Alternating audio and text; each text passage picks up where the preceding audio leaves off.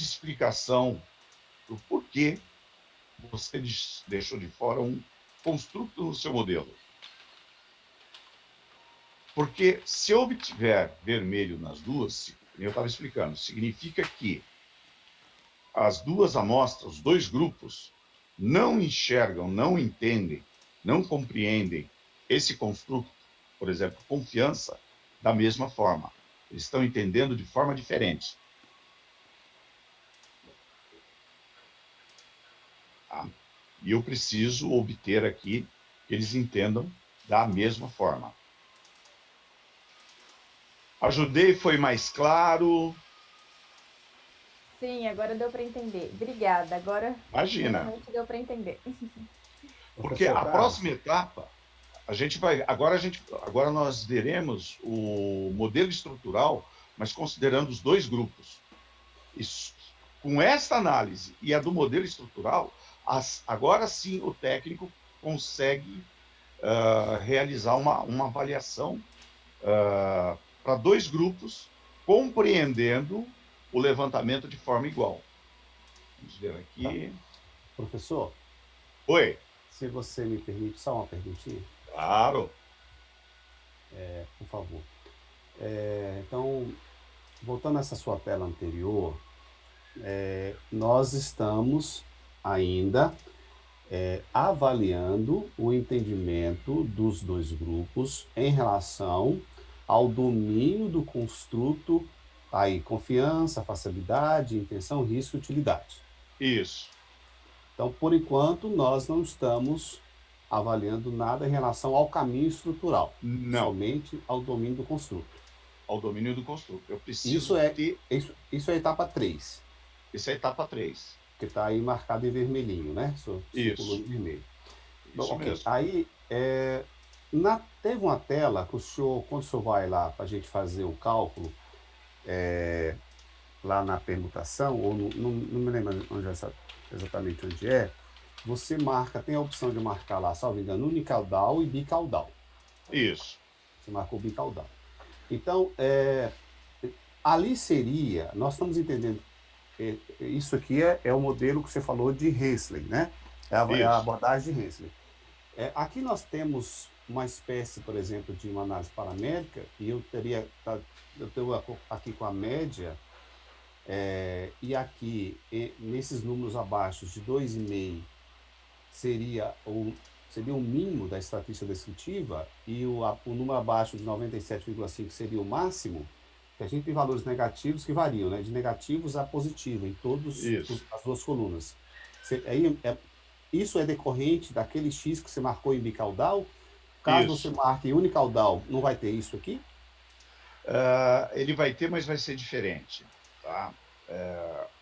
O que acontece na técnica, tá? Ela é interessante quando você não usa essa versão do Smart PLS. Tá? O primeiro workshop desse que eu fiz no SEMEAD, eu utilizei o Smart PLS versão 2. Então, nós fizemos a abordagem paramétrica. Eles ainda estavam desenvolvendo o Smart PLS 3, já estava, acho que, em beta, tudo. Eu nem lembro se na época eles já estavam considerando a análise multigrupo. Tá? Quando eu falei lá para vocês as 5.000 permutações, tá? E ela derruba o poder de processamento do computador, o que acaba acontecendo é que nessa etapa, lá a gente nem fazia o MICOM, seria feito de uma forma diferente. Eu teria 5.000, dado a minha amostra, eu tinha que fazer 5.000, e isso tinha que ser calculado, tá? 5.000 vezes 5.000, dava assim um número astronômico de permutações. Você tinha que ser feito na mão, utilizando uma planilha em Excel, porque o Smart PLS versão 2 não fazia isso. E aí, Legal. que nem eu fiz a brincadeira, eu comentei com vocês, não importa, por que 2,5 e 97,5 também? Aritmética simples, um número maior subtraído do número menor, perfeito, dá um valor. Mas quando você inverte, você joga para o outro lado. Tá? Quando você coloca monocaudal, ele vai dar o valor de 5% e de 95% ao mesmo tempo. Por quê? Se você Ok. faz grupo 1 menos grupo 2, pode ser que você coloque na linha dos 5%. Se você inverte grupo 1 menos o grupo 2, você coloca nos 95%. Tá, então tá claro. Então, não há nenhuma necessidade, por exemplo, de eu testar a normalidade dos dados, por exemplo, antes de fazer isso. Não. Mesmo porque o Smart PLS ele tem uma característica, se os dados não são aderentes à curva normal, ele tem algumas rotinas que forçam essa aderência. Tá? Eu já fui questionado a respeito, por que o Smart PLS utiliza dados não normais? Isso não é uma falha? Não, eu fui curioso, eu comecei a fuçar, conversar com o pessoal lá. Aliás, o pessoal do Smart PLS lá na Alemanha, eles são muito receptivos, tá? Se vocês tiverem dúvida, alguma coisa, eles até hoje nunca me impuseram. Sempre que eu mandava um e-mail, alguma coisa, eles respondiam dentro de um determinado prazo. Sim, eles têm algumas rotinas que forçam a tua amostra à normalidade, tá? O quanto, eu não sei te dizer, porque eles não comentaram que rotinas são Entendi. essas. Tá? Então, então, tanto faz ali eu marcar unicaudal como bicaudal. Eu não estaria fazendo errado se eu marcar, por exemplo, unicaudal. Não, a diferença é que a gente vai ter só que explicar melhor aqui a hora de estar reportando os dados, mas ele vai funcionar da mesma forma. Tá? Entendi, professor. Obrigado. Imagina, essas perguntas são importantes, gente, porque tiram a dúvida de todos aqui nesse. Tá. Bom, voltando. Como é que a gente. Isso aqui é o resultado do Smart PLS, tá? Como nós reportamos isso no nosso manuscrito? Eu encontrei esta forma aqui, tá? Isso aqui é um trabalho meu. Eu encontrei essa forma para estar reportando os resultados.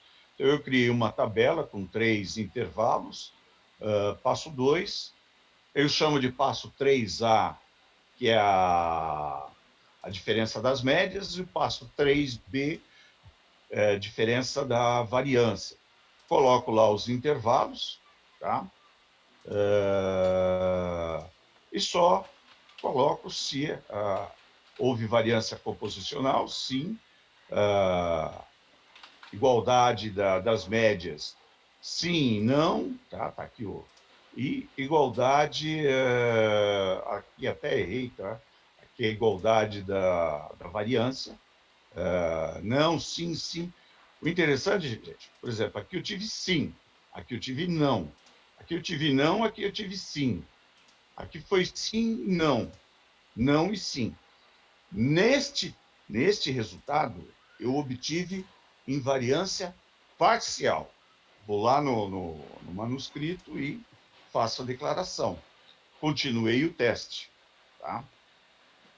Continuei o teste, vou executar a rotina de análise multigrupo. Tá? Vamos voltar lá para o Smart PLS. Tá? Então, tá aqui, fiz a análise MICOM. Volto no modelo, calcular, análise multigrupo. Tá? Lá, pessoal, ele abre grupo A, grupo B. Então, eu seleciono não grupo 1, seleciono grupo 2. Certo? Ele muda de cor. Não há problema nenhum selecionar... Opa, deixa eu só tirar. Não há problema nenhum selecionar o grupo 2 primeiro, o grupo 1. Tá? Então, gente, bootstrapping. Tá? Aqui ele está com 500, a gente coloca 5.000, porque ele vai fazer um bootstrapping. Tá? Já que nós estamos indo na análise multigrupo, é o modelo de caminhos. Acertei tudo, iniciar os cálculos.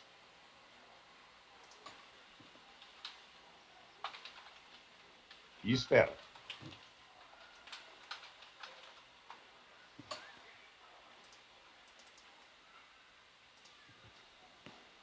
Sr. Carlos, não ficou claro para Oi. mim porque dentro de cada grupo A e B há dois grupos, 1 e 2. É a forma como, veja, é a forma como ele monta, porque você pode escolher, aí é uma liberalidade sua. Como eu deixei lá, chamando grupo 1 e grupo 2, eu poderia ter colocado um rótulo, homens e mulheres. Posso ser sexista, e eu quero colocar homens primeiros e mulheres em segundo. Então, veja, o software, como ele não sabe qual é a sua preferência para indicar qual é o primeiro grupo e qual é o segundo, ele coloca todos. Tá? Ele te abre todas as opções possíveis. Então Fechou. sempre eu tenho que pegar um grupo, primeiro grupo dentro do grupo, por exemplo, o grupo 1 dentro do primeiro grupo, ou o grupo 2 dentro do primeiro grupo, ou o grupo 1 dentro do segundo grupo. Né? Quer dizer, eu tenho que fazer essas marcações como você fez ali. É que o que não Isso. ficou claro é que você tem ali grupo A e grupo B, para mim já seria grupo 1 e grupo 2. Mas não, ele abre dois subitens, né? Dentro de cada grupo. Ele abre, deixa eu abrir aqui. Eu não vou calcular de novo, só. Tá. Ele parte do princípio que, apesar de você ter mais grupos, ele faz o cálculo 2 a 2, grupo A e grupo B. Você define qual é o seu grupo que vai estar no grupo A e você define qual o seu grupo vai estar no grupo B. Então, por exemplo, eu poderia aqui apenas no grupo A selecionar grupo 1 e grupo 2 dentro do grupo A. E nada do grupo B, por exemplo. Não vai fazer diferença, porque tem 48 casos no grupo 1 do grupo A e 48 casos no grupo 1 do grupo B. E Isso. aparece apenas uma repetição. Não, Não? não, não. Se Perdoe a você minha ignorância fizer, aqui. por exemplo, se você colocar, selecionar só o grupo, vamos dizer, só os dois grupos, ele não faz a diferença. Ele vai fazer um cálculo de diferença. Aí você tem que fazer na mão. Ele vai te dar o resultado como sendo dois grupos distintos de cálculo. E aqui o que eu quero é a diferença. Porque Tá, aqui, tá, entendi. tá. Obrigado. É isso aqui que eu quero, olha. Os coeficientes. Aqui é a diferença, tá vendo? Ó? Grupo 1 menos o grupo 2. Tá. E aqui está a significância, o p-value, tá? Do grupo 1 versus o grupo 2. Se eu marcar todos os dois no único grupo, ele vai fazer o cálculo como se fosse uma análise de mensuração normal. Tá? Um bootstrapping sem considerar as diferenças. E aqui eu venho atrás justamente disso aqui. A diferença dos coeficientes estruturais, tá? Aqui, ó. Variável latente A com relação à variável latente C, variável latente B com relação à variável latente C. Resultado, as duas hipóteses foram rejeitadas. Tá? Porque não há diferença significativa entre os dois coeficientes. Seja o que eu estivesse medindo ali, os dois grupos eles compreendem a análise, o levantamento da mesma forma, cada construto da mesma forma, mas o resultado da análise estrutural mostra que eles rejeitaram aquelas relações. Isso é importante aqui, gente. Deixa eu voltar lá nos slides.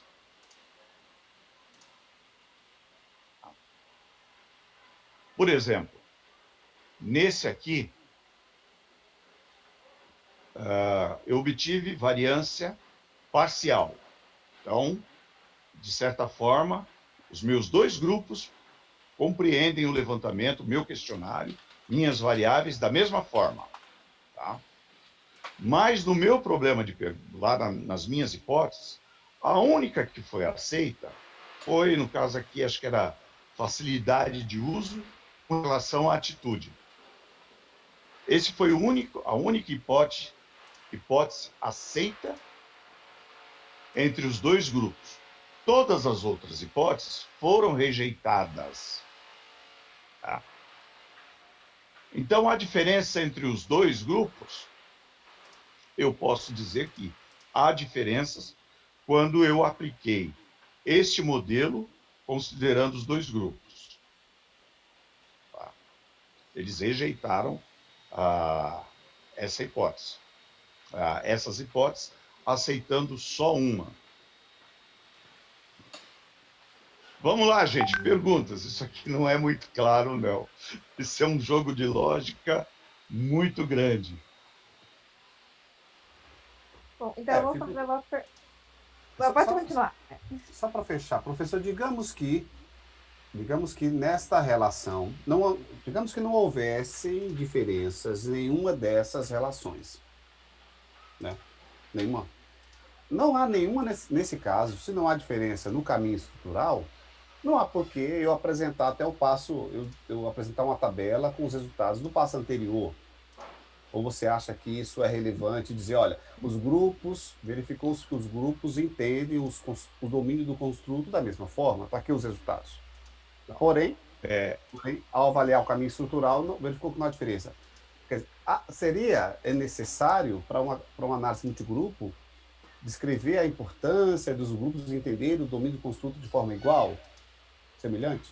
Sim, não, porque, veja, eles são duas coisas completamente diferentes, tá, gente? Esse é o detalhe da análise multigrupo. Em primeiro lugar, o grupo aceitar ou não a relação, tá, é uma coisa. Tá? Os grupos compreenderem os construtos da mesma forma ou de formas diferentes é outra coisa. É como se você estivesse fazendo julgamento de valor. Tá?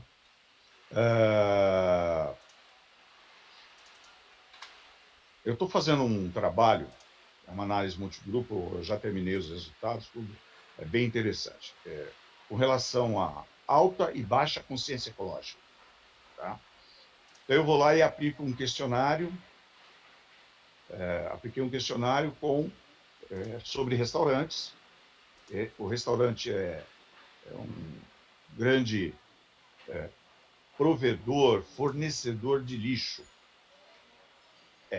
Porque que haja descarte correto, mas os restos de um restaurante, seja no momento de preparar uma refeição, ou seja, descartando as refeições que não foram consumidas, ele gera muito lixo. Então, eu saí de um seguinte problema de pesquisa. E aí eu estou usando o brand equity, estou usando algumas coisas lá, construtos normais, mas eu estou partindo do princípio de que pessoas com alta consciência ecológica avaliam de uma forma, pessoas com baixa consciência ecológica avaliam de outra. Perfeito? Primeiro desafio. Pessoas com alta, quando você faz um levantamento, pessoas com alta consciência ecológica tendem a ser prestarem mais atenção do que pessoas com baixa consciência ecológica. Eu consegui obter invariância parcial. Tá? Muito custo. Eu tive que repetir minhas coletas algumas vezes, porque eu não estava passando da etapa do ponto. Uma vez que eles perceberam da mesma forma, aquilo que eu estava questionando no meu levantamento, quando eu apliquei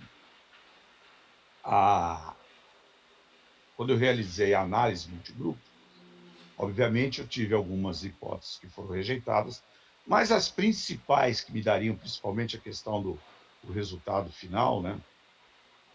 A minha variável exógena lá, que era lealdade, intenção de retorno, elas foram aceitas nos dois casos.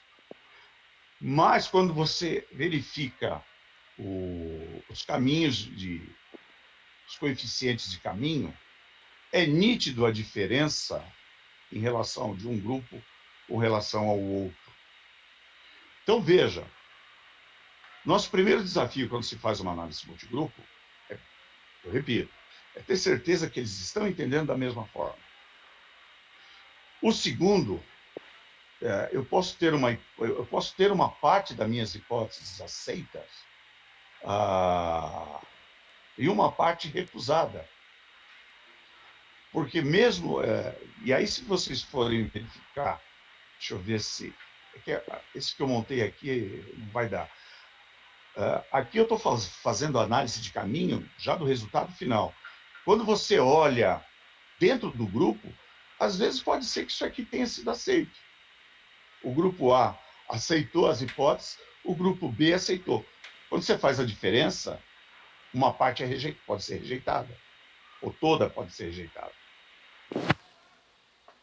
É aí que vai o teu poder de explicação, tá? Em cima dos construtos, ou em cima do grupo que você se propôs a analisar. Por isso eu diria, não pare na análise, na permutação, tá? Você só para lá se realmente você não obtém invariância. Tá? Professor, Oi. Deixa eu me fazer duas perguntas. O senhor está me Claro. dizendo que eu não posso ir direto na análise MGA. Não. Então, obrigatoriamente, eu tenho que reportar os resultados da permutação. Tem. E eu Porque posso se você ficar só na permutação ou da permutação eu tenho que ir obrigatoriamente na MGA? Desculpe, agora não entendi. Desculpe, repete essa última. Eu posso ficar só com a análise da permutação? Sem precisar voltar na análise, na rotina MGA? A menos que a sua pesquisa seja descobrir se simplesmente eles percebem essas dimensões, construtos, de forma diferente. Pode. Tá? Posso parar na permutação. E outra coisa, para discutir essas diferenças entre grupos, obrigatoriamente eu preciso ter hipóteses na pesquisa ou eu posso tratar isso como análises adicionais?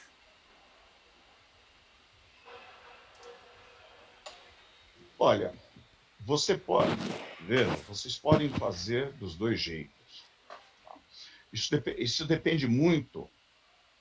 Eu até brinco muito quando eu vou dar aula de métodos quantitativos, estatísticos, meus alunos, todo mundo quer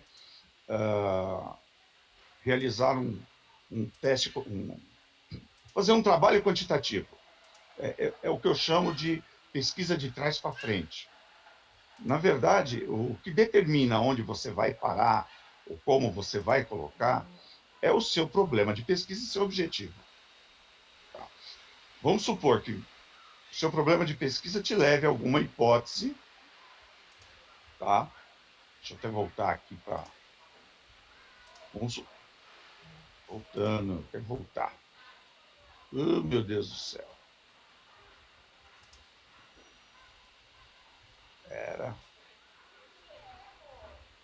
Só um minuto, gente. De vez em quando eu me atrapalho aqui nos...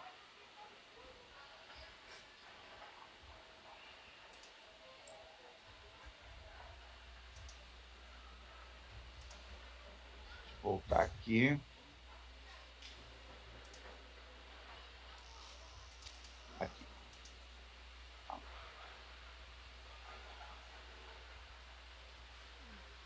Vamos supor, nem você perguntou, eu posso parar no teste de permutação só para saber se a percepção de uma determinada dimensão construto é percebida de maneira igual ou diferente? Sim, você pode, se isso faz parte do seu problema de pesquisa. Ah, mas no meu problema de pesquisa eu ainda construí algumas hipóteses com relação à permutação, ou não, eu estou fazendo de forma geral uma proposição e eu estou apresentando. Vamos supor que você tenha colocado como hipótese. Se você vem aqui no... Se você colocou como hipótese, você pode vir aqui na análise de permutação e você tem aqui, olha, os valores de significância que te permitem aceitar ou não na permutação, como se você tivesse colocado como hipótese. Ou, da mesma forma, você pode, como uma proposição que você quer discutir em profundidade, você também pode estar utilizando isso aqui, tá? E estar discutindo. Vai muito, gente, do objetivo, do problema de pesquisa de vocês. Tá? Vai muito de como vocês propuseram. Próxima pergunta, porque a gente tem, acho que nós temos mais 15 minutos. Professor, só voltando aí. Quando dá tudo verde, na última na análise multigrupo, é sinal de invariância, não é isso? Os dois grupos são iguais. Aqui na permutação, que você diz. Isso, lá no final, no último. Isso, aqui. Isso, pronto. Mas aí é porque o senhor está dando exemplo de sexo. Mas eu estava acompanhando e fazendo o meu estudo com empresas. Eu estava botando pequena empresa e microempresa. Perfeito. Tá? Aí ele deu diferença. Mas é aceitável a diferença. Né?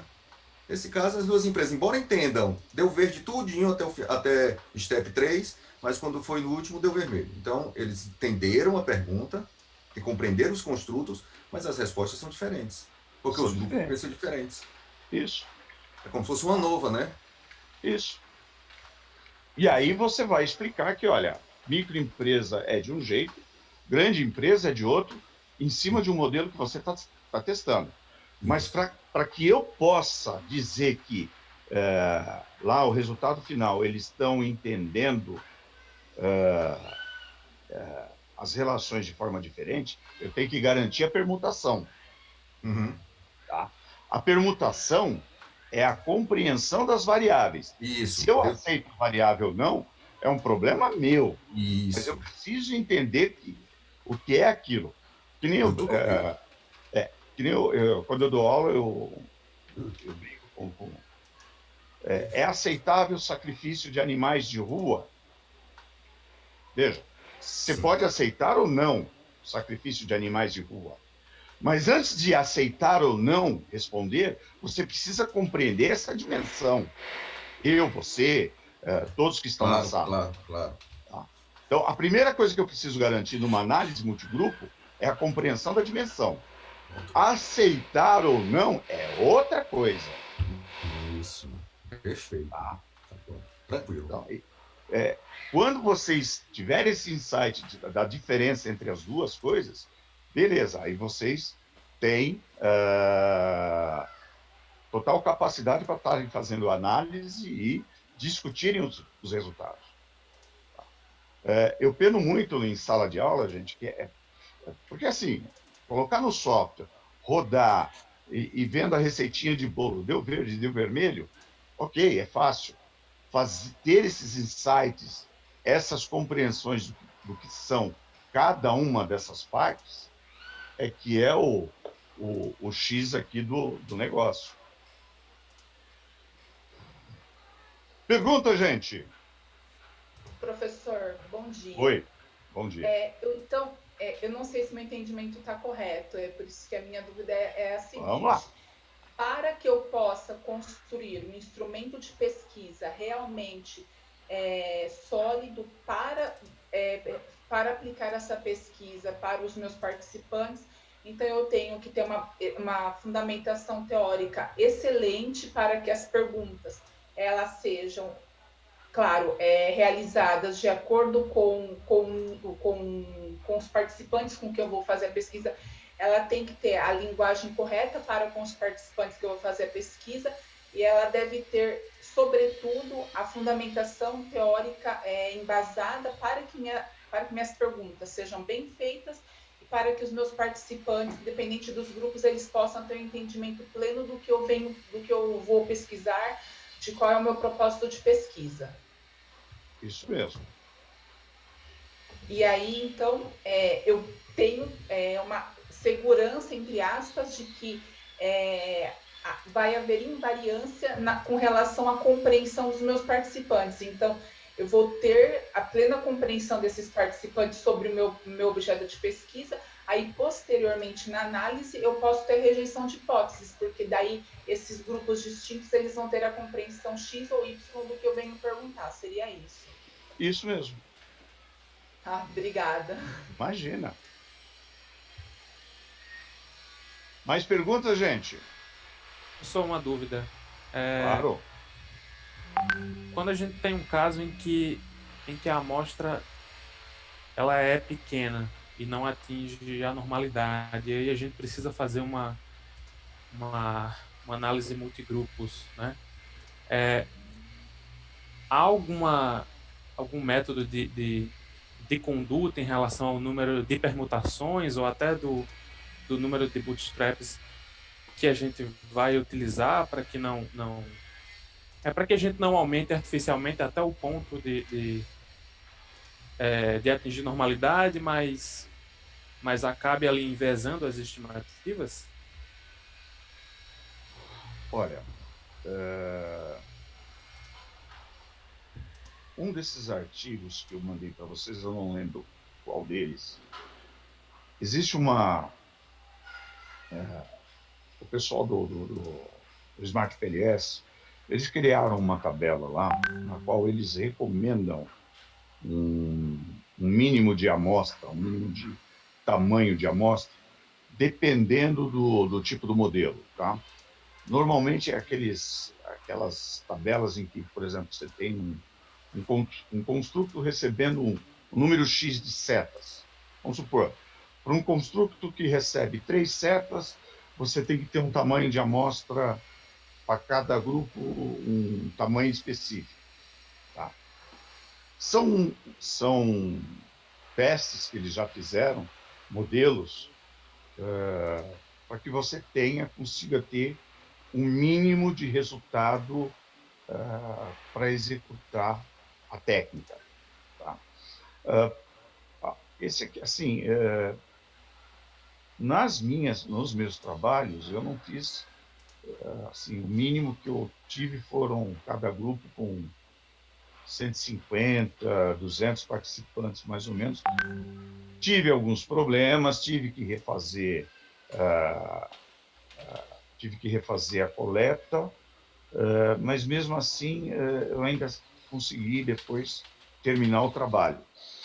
Então, tirando essa tabela, e ela existe, tá num desses trabalhos aí, eu não conheço nenhum outro material que te diga assim, olha, você tem que ter, no mínimo, X números de pessoas no estudo. Esse modelinho que eu trouxe aqui para vocês foi um modelo é muito simples, que eu construí. São valores fictícios, mas mesmo sendo valores fictícios, ele deu alguns resultados. Eu consigo ir até a análise do modelo estrutural. E tem mais ou menos uma média de 50 amostras em cada grupo. Tá? Então, aí eu já não sei te dizer se numa coleta real você conseguiria 2 grupos assim estabilizados. Tá? Ok? Mari? Entendi. Obrigado, professor. Mais alguma dúvida?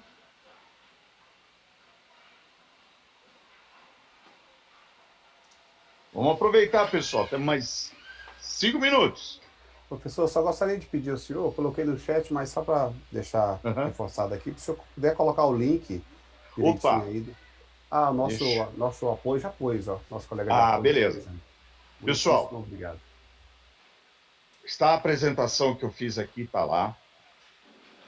Tem acho que 5 ou 6 artigos, inclusive uma parte, eu acho que é uma parte do capítulo do livro do Hare, que fala sobre análise multigrupo.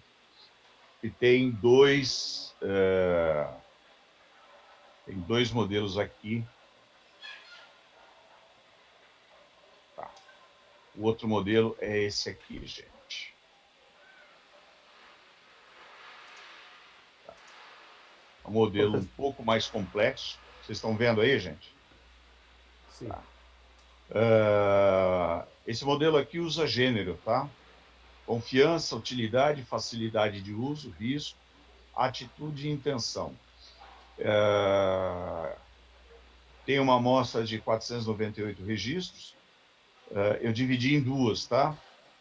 Reduzido com 96, é a mesma base, mas eu extraí 96 registros, deixando mais ou menos metade, metade. Eu acho que esse aqui é gênero, tá? É gênero. Homens e mulheres. Esse aqui foi um trabalho em que a intenção de uso de celular. Esse é o modelo TAM, modelo de aceitação tecnológica. Tá? Confiança em usar, facilidade, utilidade, risco percebido, atitude e intenção de uso. Tá? Espero que vocês se divirtam com os dois bancos de dados. Deixa eu colocar aqui. Cadê a apresentação do PowerPoint? Tá?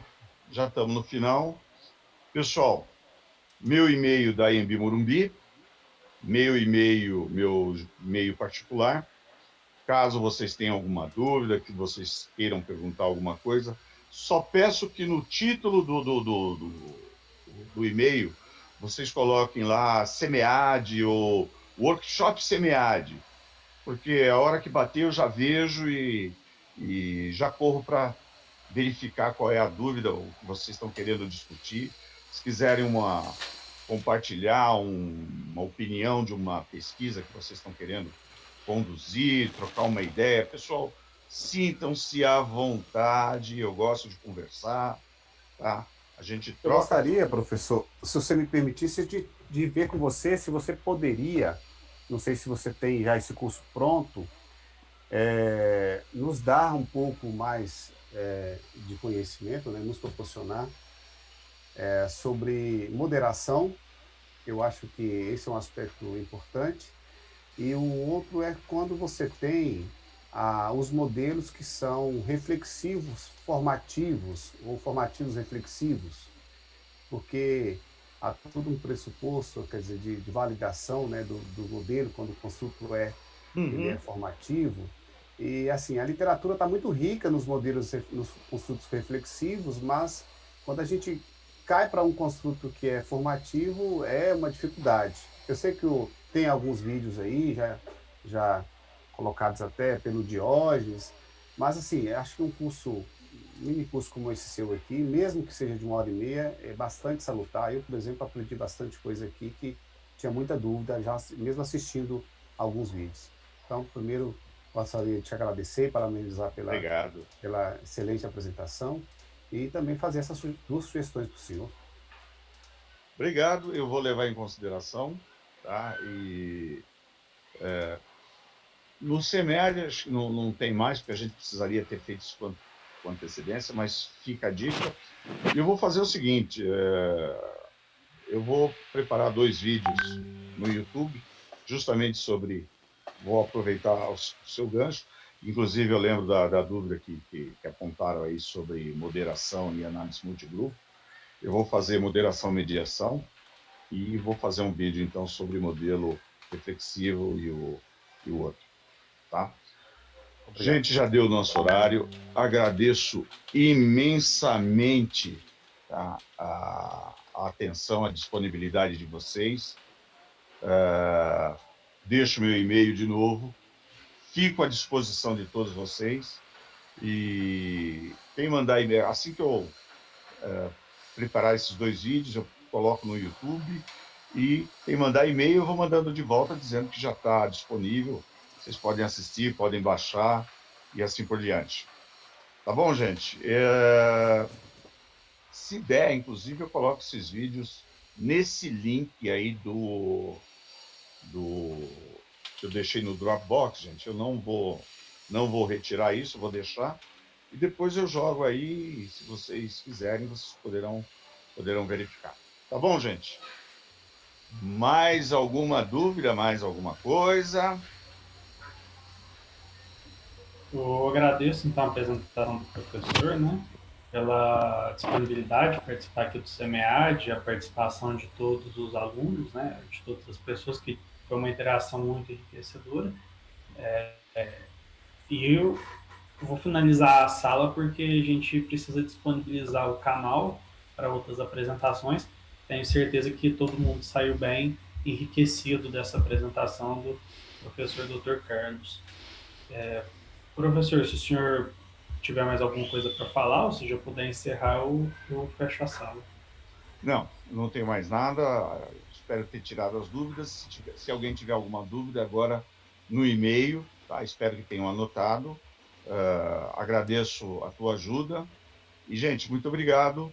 Tá? Nos encontraremos aí em outros congressos. Um abraço. Abraço a todos. Até mais. Obrigado, gente.